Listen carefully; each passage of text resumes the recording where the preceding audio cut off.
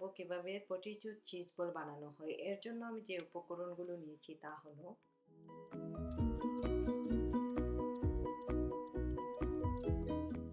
4টি potato boil করে নিয়েছি, 150 গ্রাম মজারেলা চিজ, কিছু ক্রাস্ট কর্নফ্লেক্স নিয়েছি, 2 টেবিলস্পুন কর্নফ্লাওয়ার,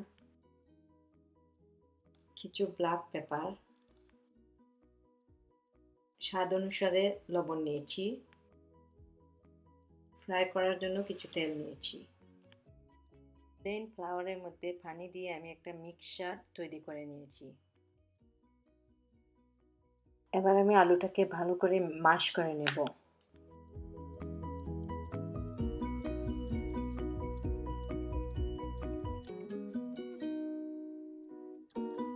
এর মধ্যে আমি ব্ল্যাক পেপার, সল্ট আর চিজটা দিয়ে ভালো করে মিশিয়ে নেব। এখানে আমি 100 গ্রামের মতো চিজ ইউজ করেছি, 50 গ্রাম আমি রেখেছি স্টাফিংয়ের জন্য।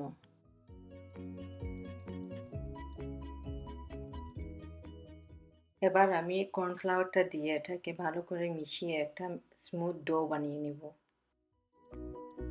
এবার আমি কিছু ডো নিয়ে এর মধ্যে চিজটা দিয়ে বল বানাবো। এভাবে আমি সবগুলো বল বানিয়ে নেব।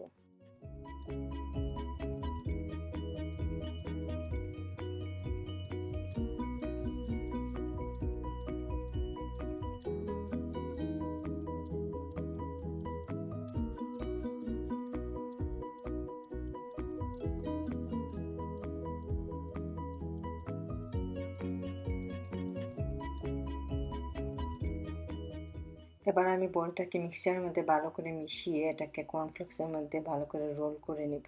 এভাবে আমি সবগুলো বানিয়ে নেব।